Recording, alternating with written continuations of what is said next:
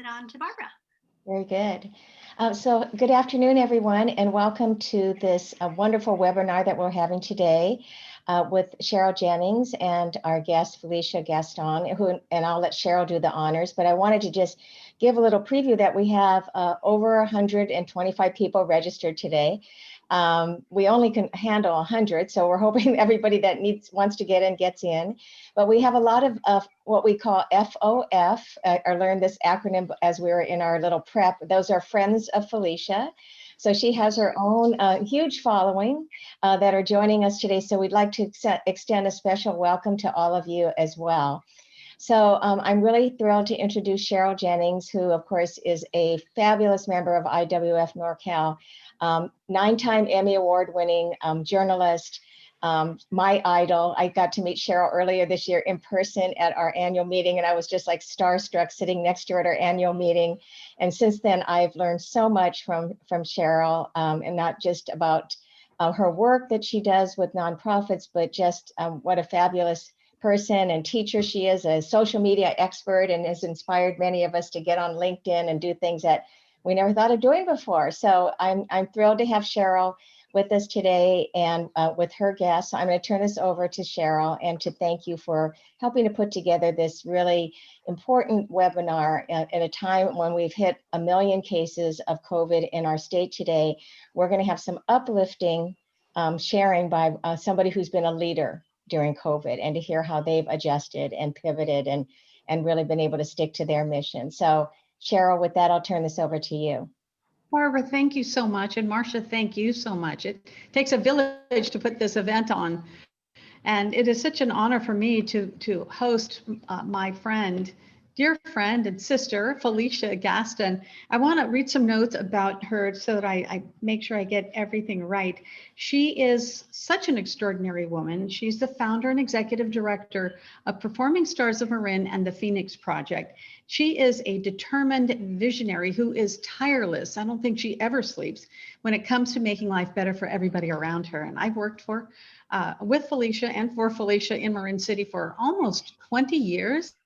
It's hard to believe the time has gone by so quickly, doing stories on her program when I worked for ABC News, and now helping her with social media to continue to raise awareness about all of the programs she does, that she runs simultaneously, and of course the fundraising, which is so important.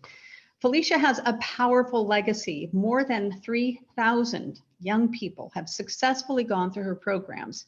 This year, Felicia is celebrating 30 years of commitment to the community of Marin City. And if you don't know where it is, it's next door to Sausalito. So Sausalito is the neighbor off of the 101 freeway in Marin County. She has a virtual gala in December, and I'm going to tell you more about that a little bit later on. But right now, Felicia, congratulations on 30 years. Congratulations on your programs and all of the successes. And Barbara was talking about COVID-19, and you really had to just turn everything around when this crisis started. So could you start with that, please? Oh, yes. First of all, I'd like to say thank you to the International Women's Festival, the foundation, for sponsoring this event and for asking me to be an honored guest. And thank you, Cheryl, for asking me to be your special guest.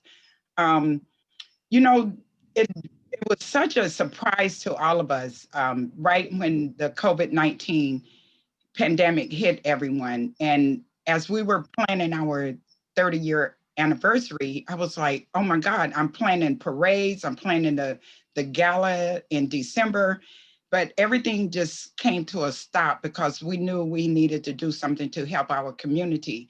So the first thing that happened is the messages that was coming out about why it's important to wear a mask.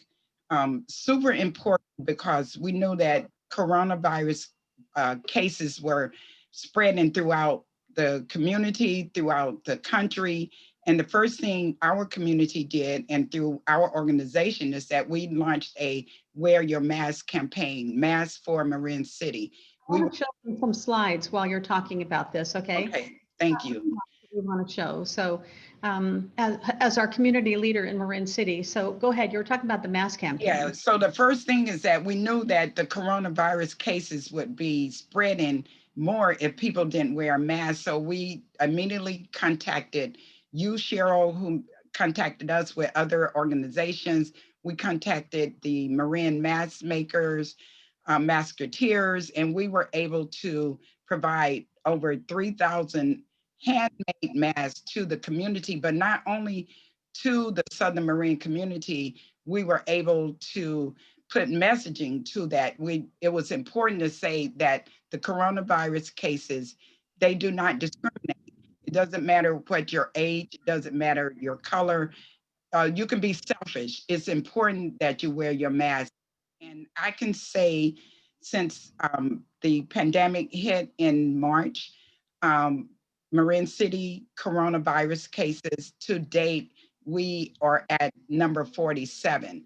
Now, our community is small, but the fact that we pushed this message out to the residents and we made it important to know that why it's important that people need to wear their masks every day, all the time. And I'm super proud that our community and our residents really participate in this mask campaign. Also, Felicia, you had to do things for your community because they were locked down. Not only were they locked down, they couldn't work. So they were without any way to get supplies. One of the important things you did was a diaper distribution. Can you talk a little bit about that? Yes. At one point, a lot of organizations was focused on getting food to the community through the food bank, or people were also concentrating on just toilet paper. And I had parents come to me and they was like, I can't find any diapers. So I contacted a local diaper bank in Oakland. It's called Help a Mother Out. And they were able to provide over 21,000 diapers in the month of July to over 60 families with children, infants to toddlers. Since then, yesterday, we just gave out another 30,000 diapers with baby wipes and other supplies. And you can imagine what that means to a family who's been impacted by COVID-19. Your budget is limited.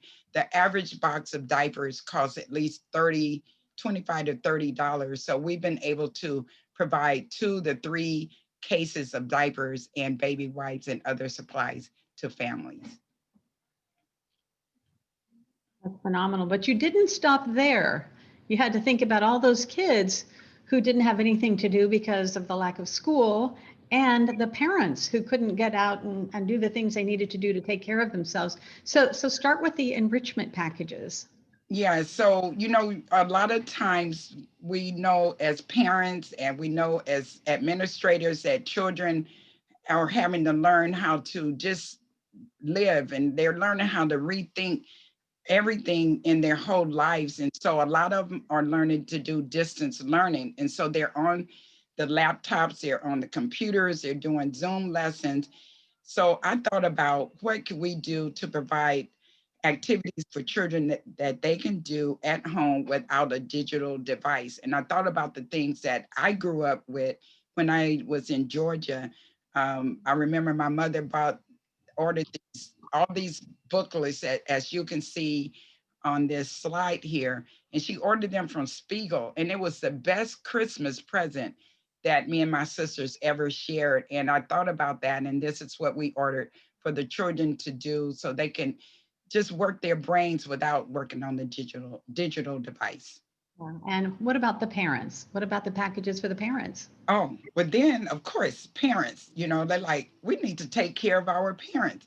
And so we ordered manicure sets for the mothers and the fathers so they can be able to do their self-care kit at home. We went to the dollar store, we bought the dish pans, we bought the things that if you're not able to go to, because of course all the manicure and the pedicure places are closed, but of course, you still need to be able to take care of your personal self. So we were able to provide these packages for the parents. And it was such a joy imagine the fathers and the mothers to be able to get these items at home. And everything was hand delivered to the parents and the children in Marin City. That's just amazing, Felicia. And it's a teamwork too. It's not just me, but I have a team of people. You do have a wonderful team. For those International Women's Forum members who just joined us, Performing Stars has seen 3,000 graduates of its program over 30 years. And so I want Felicia Gaston, who is the founder of this program, to tell us about what Performing Stars, the program itself, provides over and above what she has done with her community for COVID-19. So Felicia, what is Performing Stars and what does it do and how does it help people? Performing Stars, we're so proud to be celebrating our 30 years. We started out in 1990 with a zero budget. A dream of mine was to be able to help children who did not have any opportunities to be able to take professional training. And we started out with providing scholarships and connecting children to take dance lessons at Marin Ballet, the Stapleton Theater, Marin Theater Company. Over the years, we have evolved.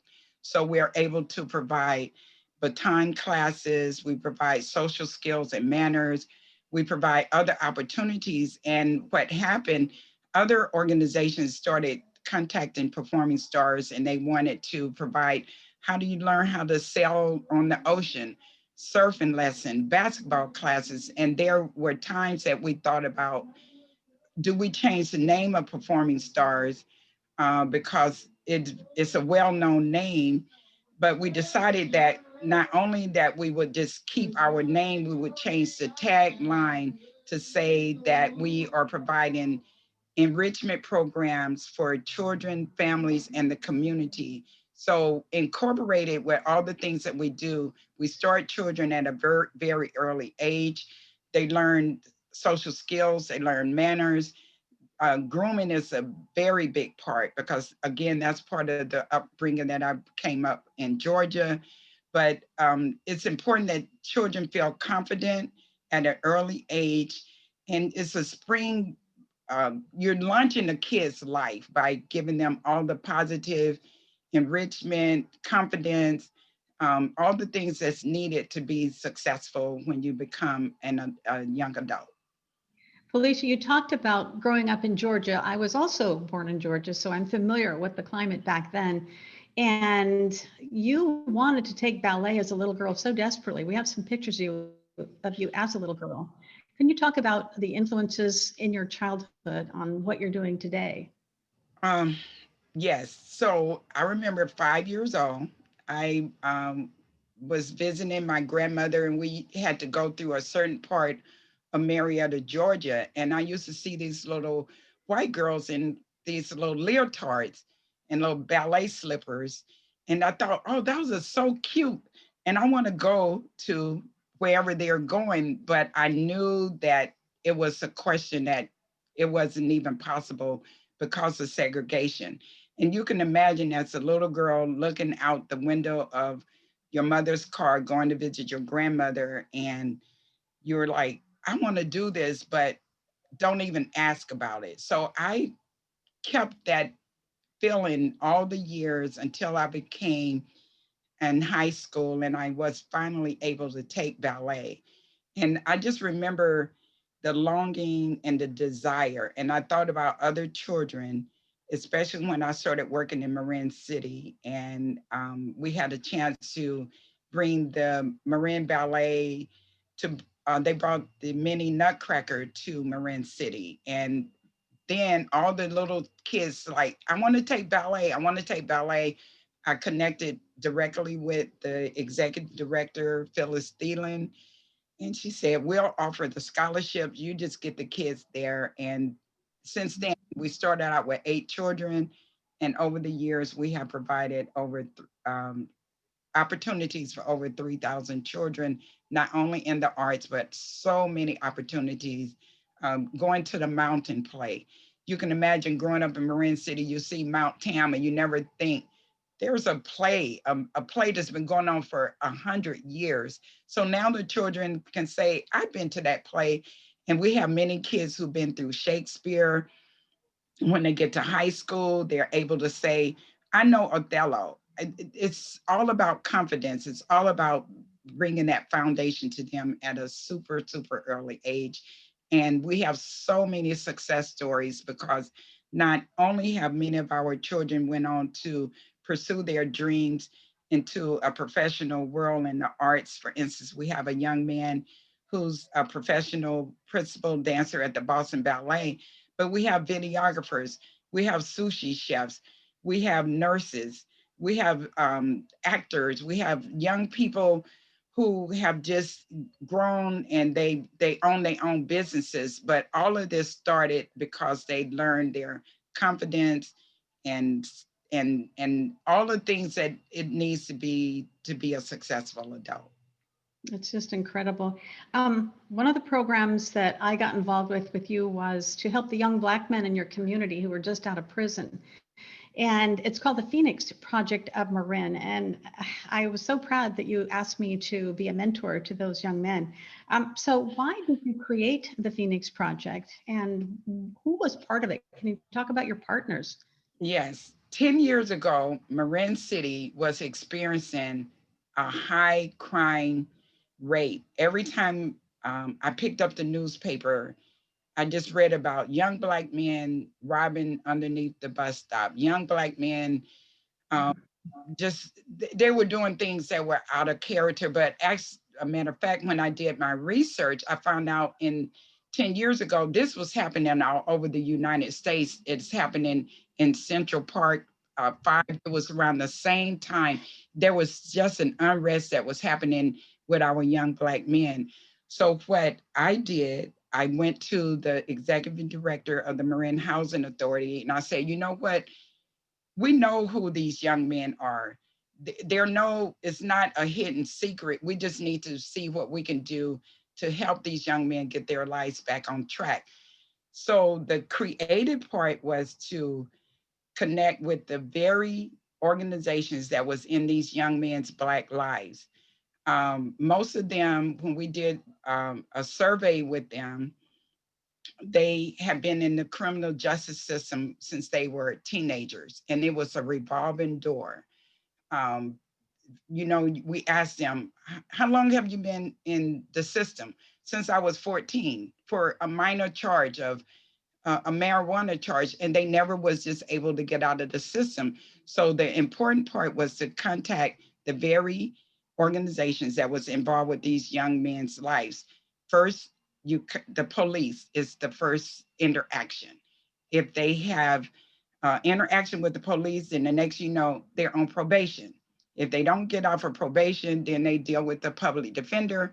If they don't get out of the public defender system, then they go to prison, and then you're on parole. So the Phoenix Project is designed to change all of these young men's lives, to give them a new perspective of life and to eliminate the 5 negative P's in a Black man's life. And the Phoenix Project is a community connection center. We provide case management, we provide advocacy. If they need a driver's license to get a job, if they need a copy of their birth certificate, we have 3 case managers who follow these young men. We're so proud of the work that we've done, and we've been super supported by the Marin County Probation Department, who has been funding our organization for the last 10 years. And I can say that as of 2019, our the probation rates of adults and juveniles have been reduced by 75%. And that's all because of all of the advocacy, the support. But we let these young men know that we care about them. There's a lot of people that care about them. And they were really surprised at first to think, you mean the probation department? Yeah, the probation department, they're the very ones who, they don't want to see you going in and out of the system. The public defender, we work with the district attorney. We want to make sure that our case management is there to be able to support them in whatever their needs are. But the whole key is to get these people off of probation, and we have been very successful in doing that. I remember it was so successful that you had good statistics in the very first 6 months of the program because it was a wraparound service, and you brought all of these people together, including the judges in the county, So it really was an Oh extraordinary. yeah, the judges. As a matter of fact, we work with legal aid quite a bit. We work with Marin Community Court. So if people have license, they have suspended licenses because they have excessive fines. We work with the community court legal aid to make sure that those fines are reduced. They do community service hours so they're able to, they can get a job. And that's what it's all about, to be able to be productive citizens. And Performing Stars is the foundation of the Phoenix Project. But if you look at both of the similarities, it's all about being successful, productive citizens, and Performing Stars in the Phoenix Project provides all of that. And there's more. You have a program called Enlighten, which is a leadership program for girls. And Yes, I'm about to go on a field trip with you on that. So talk about yes. that. 5 years ago, it was important to bring together young teenage and preteen girls to meet professional women. I thought about over the years, I have had so many women, many of them who's on this Zoom chat tonight, but so many women who have mentored me, even when they didn't know they were mentoring me. And I thought about, wow, what would it be like to bring all these women together to meet these young girls from Marin City and Southern Marin, and we bring together these young women and the professional women, and we provide a lunch together. We provide field trips. We had a chance to go meet first partner Jennifer Newsom through a connection with our funder, Kat Taylor. And it was just, they had the most extraordinary experience. But you know, girls, and we all know, and me even being a young girl, I remember as a teenager being super shy. But if you have a chance to be around professional women in all types of occupations, your whole world can expand. And this is what the Enlighten program is about. One thing that I remember about that was that the first partner, I was the photographer and a chaperone. So I remember she posed for a single picture with every girl there. She took the time to do that and then to give a talk about her own very deeply personal experiences. So those little girls are still talking about that today, aren't they? Yes, they are. And it's important that we stay in touch with these young girls. We need to bring this Enlighten program back. It just kind of went under, what I say, under the radar for a moment because we had to focus on all the new changes that was happening with our organization and focusing on our 30 year, and of course, COVID-19. But wouldn't it be exciting to do a Zoom with the young girls and all these women on this? I mean, for them to see all these women here tonight, I'd love sharing what I do with young people. We have to pass this legacy on. And what I love about your programs is that you have worked so hard on them. They are now able to be replicated in every city and even internationally. And I know you're working on a plan to do that.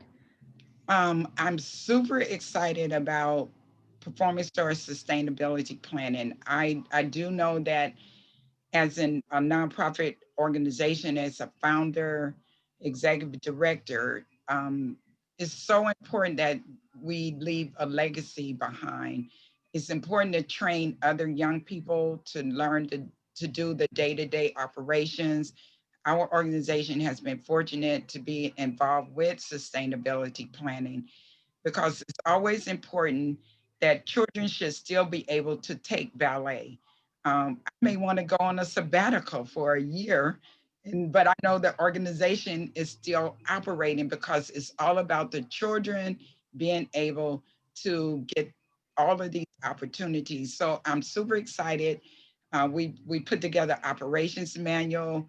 I'm bringing more and more young people into my organization, and I'm proud because many of them are the alumni who grew up in performing stars.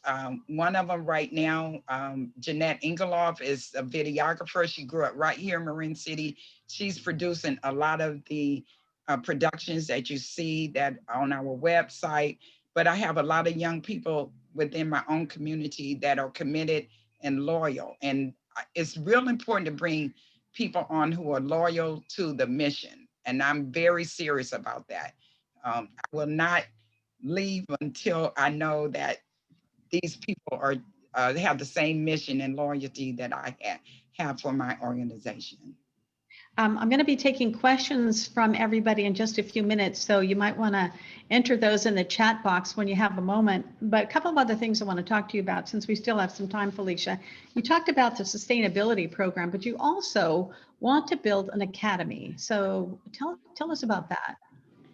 Yes, if anyone has ever had a chance to come and visit my office in Marin City, in public housing, in a 3-bedroom unit, it is constantly filled with so much. And you can imagine over the years trying to outfit some kids getting ready for a performance. Since the COVID-19, we are constantly receiving donations. Diapers, masks, food, and it was like, where's all this going? But we make sure that we get this out. But in this 3-bedroom unit, we are outgrowing our space. I've had a vision for an academy called the Performing Stars Academy of Art and Culture.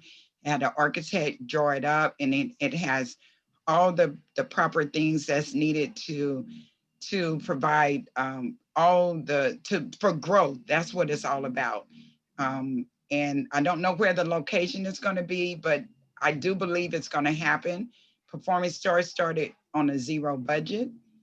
We are 30 years, and it's now time for a capital campaign for an academy to provide, to continue all the resources and opportunities for our children. All right. Before we forget, the gala, the virtual gala, is a month from today, December 12th.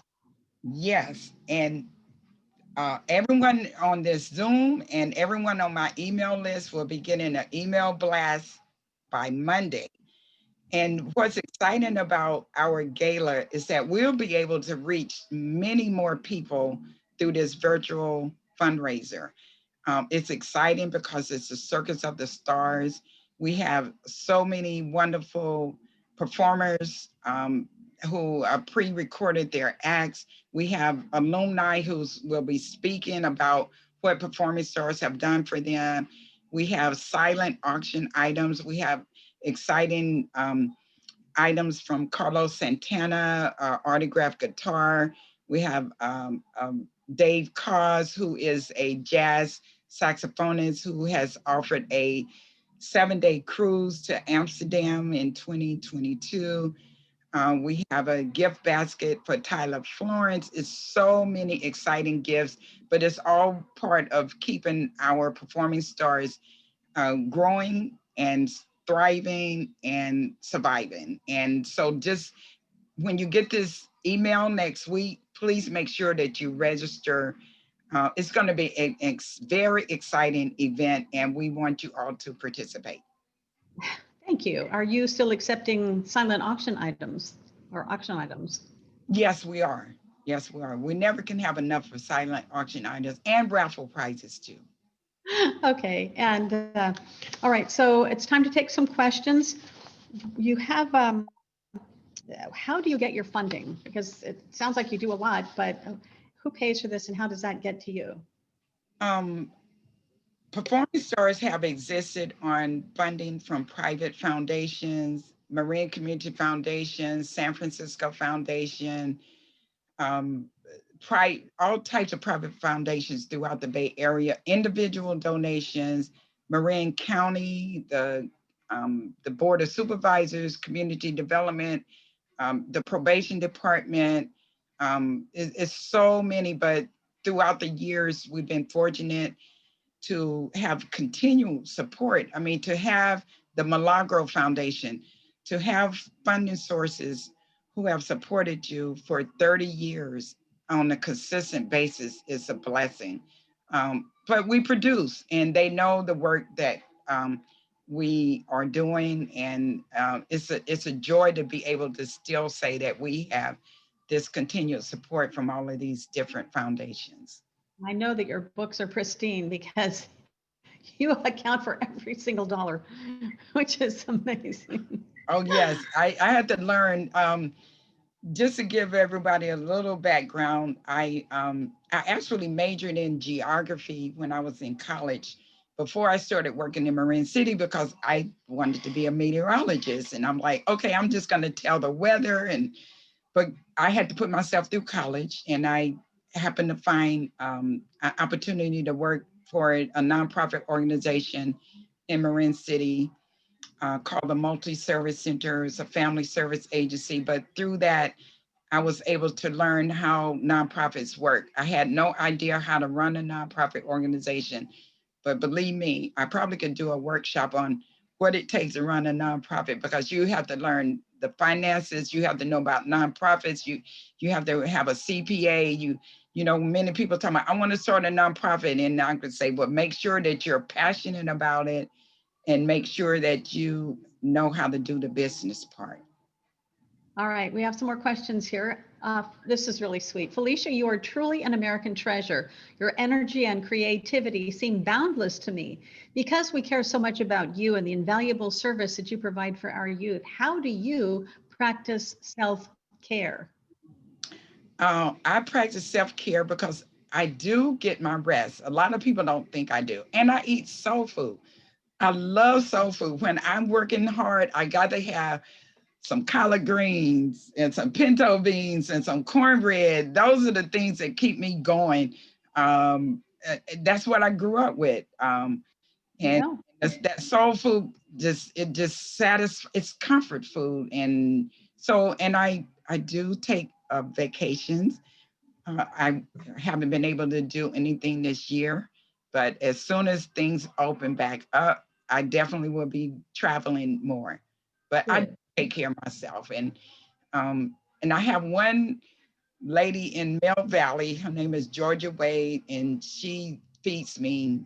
I don't have to cook all this soul food, but I am a good cook whenever I take time. But whenever I call up and say I need some soul food, then she definitely makes sure that I fed properly. I want to come over and have some of that food. You got It'll to eat the remind me. soul food. Yeah. Another question for you. Do you ever have observers from other communities visiting Performing Stars to see how to implement your successful programs? I have been approached by a couple of organizations out of Richmond and Oakland who's asking, how can we duplicate this program? I think the best thing for this to happen is to put it in writing and a paper, because I would love to duplicate this program, not only in the Bay Area. When I think about what's happening with the hot spots in the United States, when you think about Ferguson and you think about Chicago, and I'm like, they need a Phoenix project. You just need, but you got to go in where the people are. You cannot do it on the outskirts. You have to go where they hang out. You have to go where people trust you. But I do see this program can be duplicated in other places. And I would just love to be able to share that experience. I definitely would. I know you will. All right. Um, was there ever a time when you thought you just needed a break, just to stop it all? Yes. I remember about 15 years ago, I was feeling overwhelmed. And I was feeling overwhelmed because I was running a blues and soul festival, which was taking up a lot of time, and it was actually taking up so much time from Performing Stars, and then also in my own community, trying to help so many people who were experiencing a lot of pain through death, and people who didn't have monies to help with funeral expenses. And I just wanted to try to help so many people, and the resources were not there. Um, but we've able to manage that now through the support of the Phoenix Project, because what's exciting about the Phoenix Project is that we are able to support the adults in the community while we can still focus on the children through Performing Stars. So things have really streamlined a lot more through that support. Good. All right. These are great questions. How were you able to build trust in Marin City as someone who wasn't originally from there? Oh, yeah. Now, that's a very good question, because again, it didn't even have to do with the color of the skin. Here I am as a Black woman. I'm living in San Francisco. I'm coming to Marin City and I'm like, hi, my name is Felicia and I'm starting a new program. It was the grandparents who gave me the go ahead. I call them the guidance or grandparents. These were the people who helped found Marin City. They came here from the South. They came from Louisiana. They came from Texas, and they believed in me, and they sent their children and grandchildren to Performing Stars. Um, Plus also tenacity. I didn't give up. People like, she's still around. And to be able to be in the 200 lot of Marin City, which is the hot spot, this is where so much happens. I would call it the financial district maybe 10 years ago. Anything could happen. And things still do happen in the 200 lot. It's not easy sometimes coming to work when there might be some violence, there might be a shooting, there might be somebody got killed.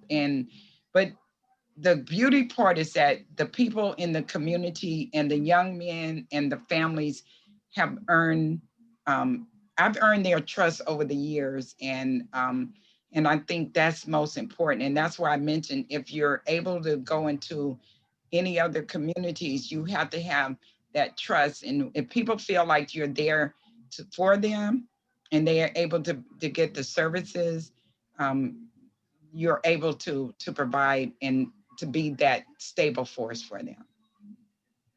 All right. Another question. How can people get more involved? What do you need? You can just, well, of course, donations, financial donations, volunteers. We're open to a number of things. It just depends on what projects we're working on. We just finished a diaper drive with over 30,000 diapers. Our next project is a Thanksgiving food basket drive. But we need computer services. We need people with administrative skills. We're working on a history project of Marin City. The best thing to do is just call me, and I'll put it like this. Most people say, if you call me, Felicia, gonna have something for you to do. That is pretty evident. You look at some of these names on this list, they're like, oh yeah, she got something for me to do. I will have something for you to do.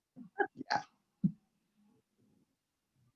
Okay, here's another question. What's the number one mistake you see people who live outside the community make when they want to come into Marin City to help you or the other organizations there?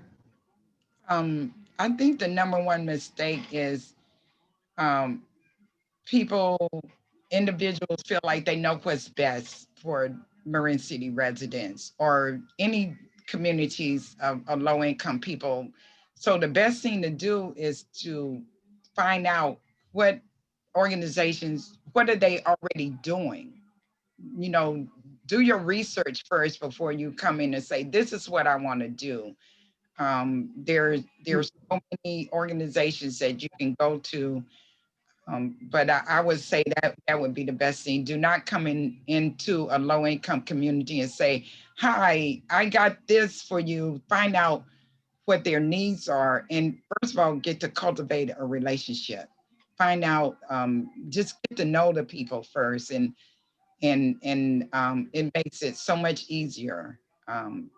You can be able to walk through the 200 lot if you feel like if you never felt comfortable about it, but if you feel like I'm just here to get to know the community first, and do not come in and saying that I know what's best for you. Well, I've been in the 200 lot many times. In fact, that's where I handed those masks over to you. And it's an interesting place full of very interesting people. So, but I had the blessing of Felicia, so I was okay. Yeah, most people know if you come to the 200, they're like, even there's a code.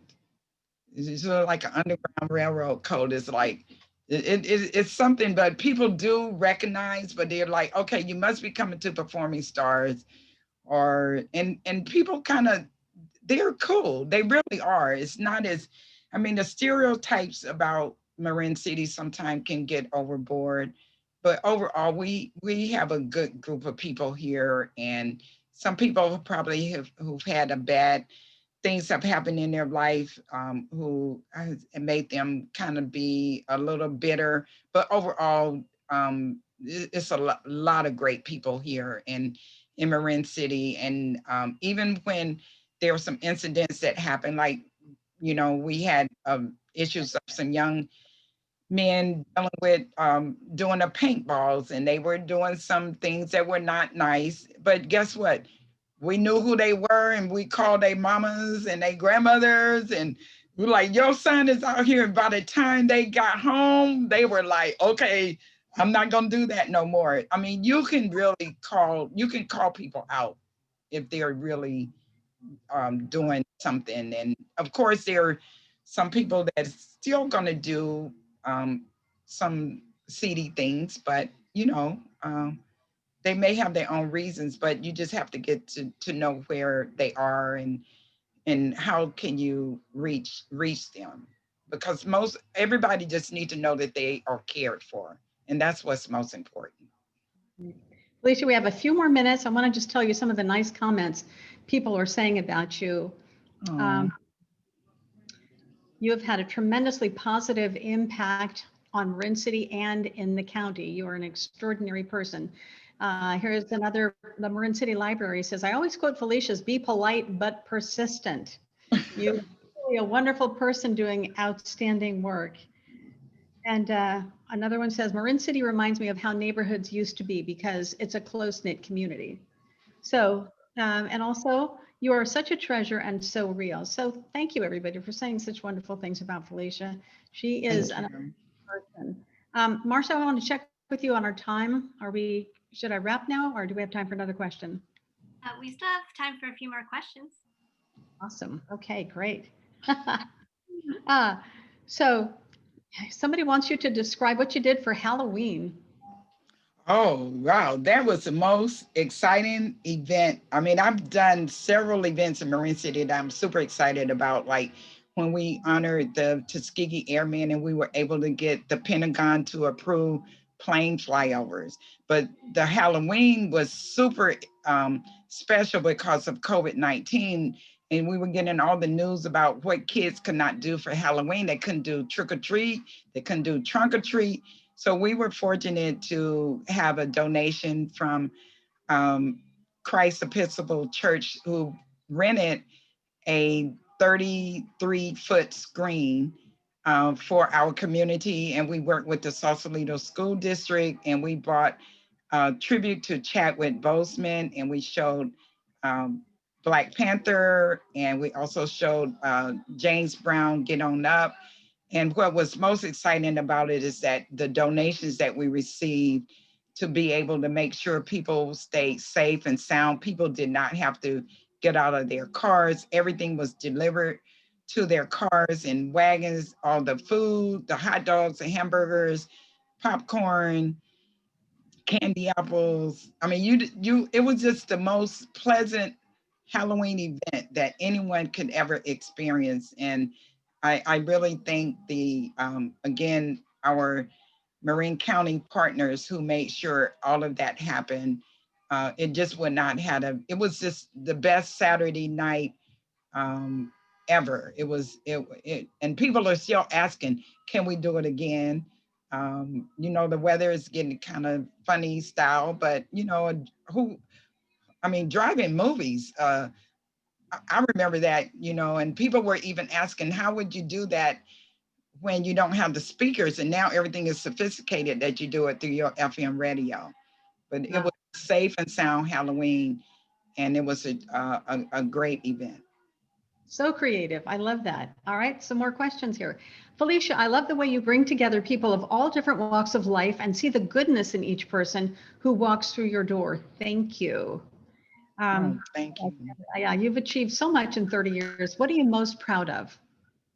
Oh, I'm most proud of the success stories. When I see our young people, when they tell me that they own their own business, that they are videographers, that they are estheticians, that they are barbers, that they have changed the stereotype of Marin City, especially because so many times there's been so many negative images that um, the kids are not going to be successful. And I disagree with that.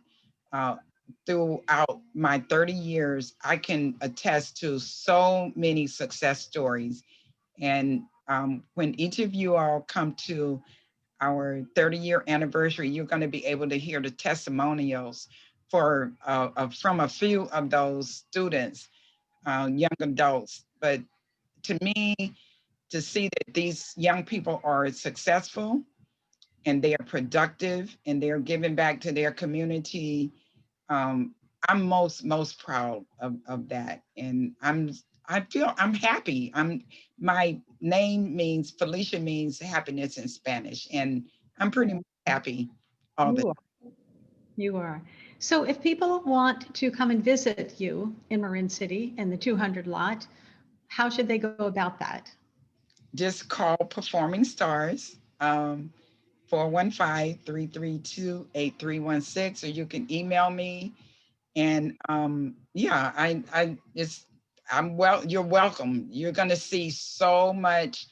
And part of what we're doing now is we're revitalizing Marin City through our launch of the Victory Gardens, because we had to redirect our funding because we were not able to do baton twirling or the acting classes. So now we are going to individual homes in public housing. Most people either have a yard or a balcony, and people are revitalizing their yards. So they have vegetables growing, they have flowers growing. In a year, you're going to see Marin City totally transformed with the Victory Gardens. Wonderful. Oh, yeah, those are great to see. And those little girls and boys who are doing the painting, can you talk about some of the unusual things they're doing? I mean, they're painting tires. Yeah, well, we're taking recyclable materials Yeah. like old tires, and we're painting them. We're taking pallets and we're making them into, we're putting succulents on them. We are, as one of my little youngsters say, that we're going hunting for pine cones. So we're painting pine cones, and we're doing things with acorns. And we actually, in the summer, we had a lot of our young people pick plums from the many plum trees in Marin City. So we have our own brand called Plum Jam, called Marin City Jams. And so that is available coming up soon too. Felicia, you talked about the Victory Gardens. I don't think a lot of people know why Marin City started in the first place. It's history. It's a very rich history. Yes, Marin City was founded during 1942, when many of the people came from the South to work during World War II, and they worked in the shipyards. And they worked from 1942 to 45, and they were not planning on ever going back to the Jim Crow South. And Marin City, during the World War II, it was very diverse. People came from um, all parts of the United States. But after the war was over, then the Black residents were not able to purchase homes out of Marin City. So Marin City became an all Black community.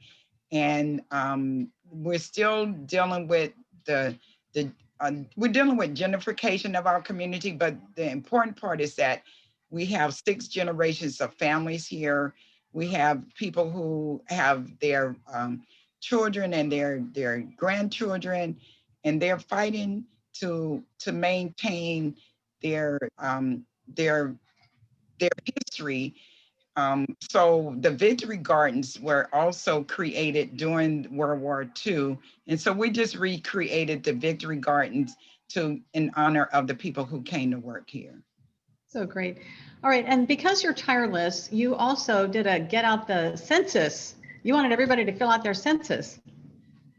Oh, yeah. Well, yeah, several projects, we were part of the census, and to date, Marin City, we surpassed the 2010 census. So our goal was to get 100%, but we were able to get 68.5% of residents participating in the census. We have a civic education program, making sure people were getting out the vote. We do a number of things to keep people active, and we also work with young people so they learn about their own community and so they can learn leadership qualities so they can keep our Marin City community thriving. I have a comment from someone who says, Felicia may be the only person on earth who can make filling out the census form fun.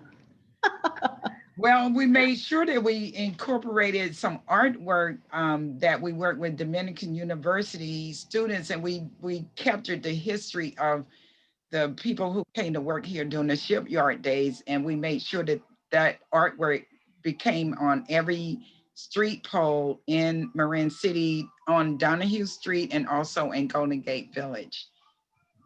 Yeah, so it was fun. It was a great project. Yeah. And I think one of the important things is building trust, of course, but you're able to get so many partners. I remember seeing Target coming out and doing a little PSA for you. And Jeanette, who's on screen right now, was the one who videoed it. I can't wait to share that with people. So how do you get, I know you're polite but persistent, but nobody says no to you. Well, I could share a book that people if you haven't read this, it's called The Greatest Secret in the World by Og Mandino. And that is a book that I read when I was in my early 20s. And it teaches you about salesmanship. But in order to have salesmanship, you have to have a good product, and you have to be trustworthy, and you have to produce. So you just can't be a salesperson and give people fake information. You have to produce, and you have to be real. And that's what I was brought up under those qualities. And I just want to be able to continue to share that with so many young people, the things that I grew up with through my grandparents and my mom, and just all that enrichment in that Southern tradition. Absolutely. All right, a couple more comments, and I think we have to wrap it up here. Marcia's making sure that wants everybody to know that the link to the recording is going to be sent out tomorrow, which is great. So thank you for that. And a really nice comment. Thank you so much for the invitation and all the fabulous efforts to bring the community together through love and actions. So nice comment. And thank you. Great questions. All right, I'm going to wrap this up with because we've just about run out of time. And so the 30th anniversary, the virtual gala, is December the 12th, 1 month from today. We have a link for you to that and a link to Felicia's website for more information. And I just can't thank the International Women's Forum, Barbara and Marcia, for giving us this opportunity to share Felicia's story, and all of the members who joined and asked such great questions. So thank you so much for being such active participants and showing so much love for Felicia.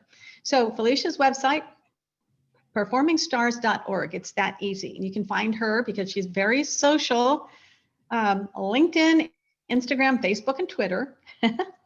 So thank you, everybody, for joining us. Stay safe, very well. Felicia, thank you. Love you. And have a great evening.